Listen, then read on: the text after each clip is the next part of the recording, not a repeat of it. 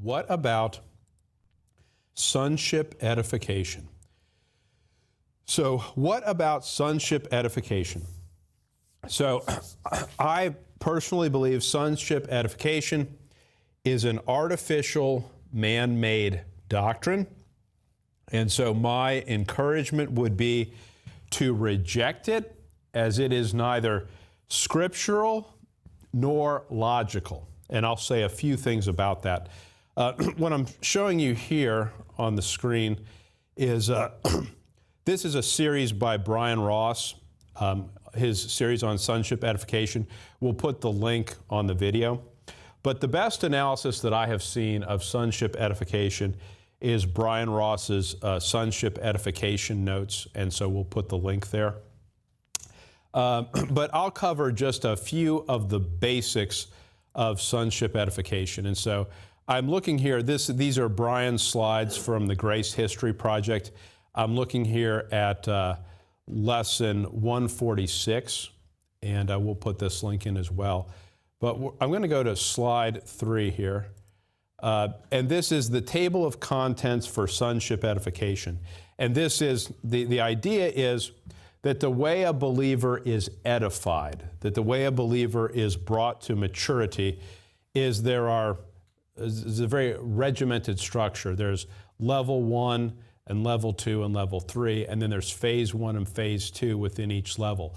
So in other words, you start off in phase 1 of level 1, and then you got to progress to phase 2 of level 1.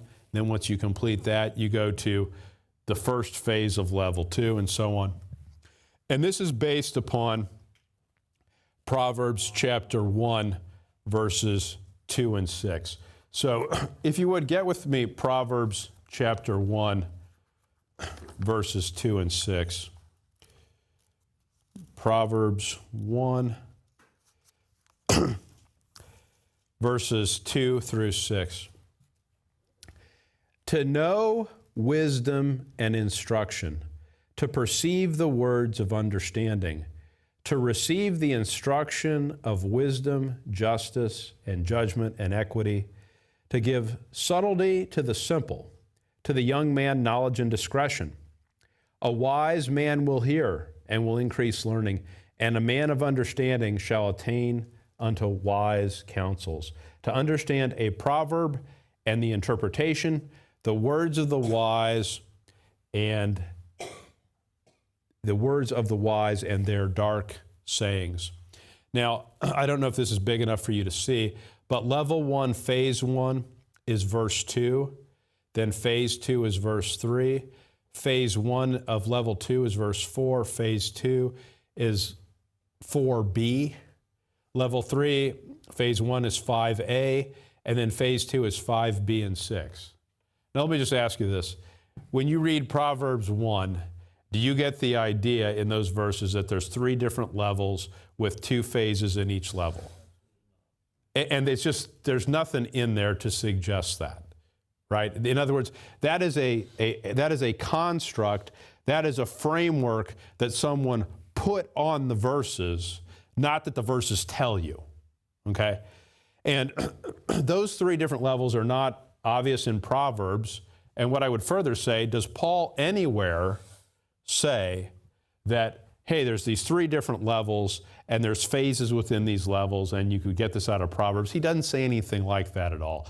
So I'm not going to, Brian has lesson after lesson after lesson on this. It's incredibly thorough. It's very complete. I would encourage it. I am not going to take the time to do it, but I want to just make the observation that when you look at this construct, this framework, it's not something that you naturally get from Proverbs 1, and it's not something you get from Paul. It's just something that men have imposed on the Scriptures. In Brian's same lesson, I'm going to go to, this is slide number 12. We'll put the links in the video so you can check these out for yourself. And again, I would encourage you to look at Brian's notes because he's done a really good job with this. So this is the sonship curriculum. In other words, here's the academic content, if you will, that you're supposed to study as you progress in your sonship. And if you look at the bottom here, you can see Romans to Galatians is level 1. And then you can see Ephesians to Colossians is level 2. And then level 3 is 1st and 2nd Thessalonians. And you can see how Proverbs supposedly lines up with this framework. Now, my first comment would be, does Paul anywhere give you this sort of framework in anything that he writes? And my answer to that would be no. There's nowhere he says anything like that. Now, if you just start to look at it and think about it, what's the third level? It's 1st and 2nd Thessalonians. So if 1st and 2nd Thessalonians is the third level, level 1 is Romans to Galatians.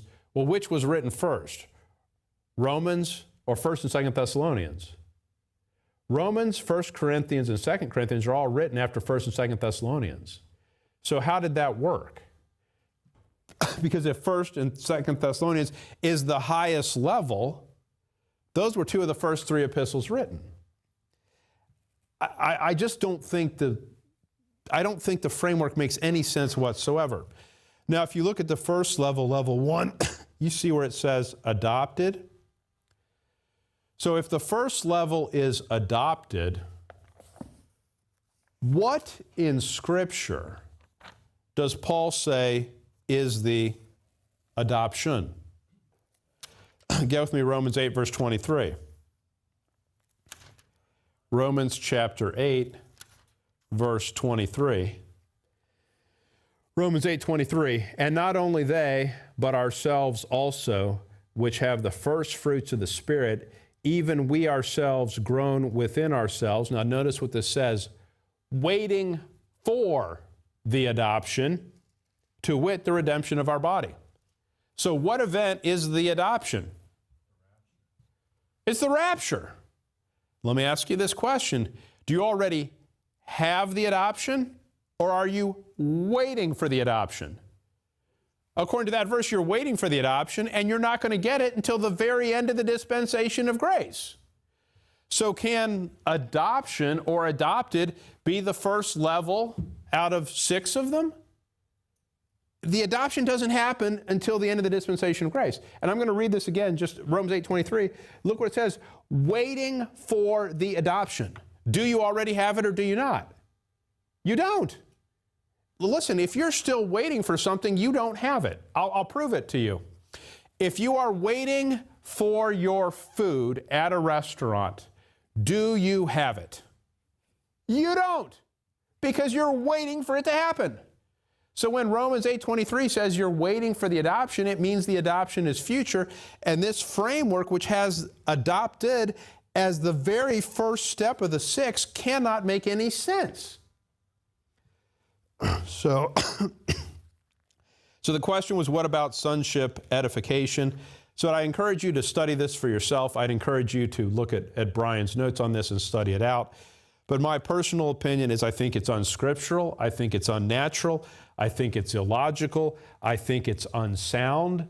And I would encourage you to prove all things and to be fully persuaded in your own mind.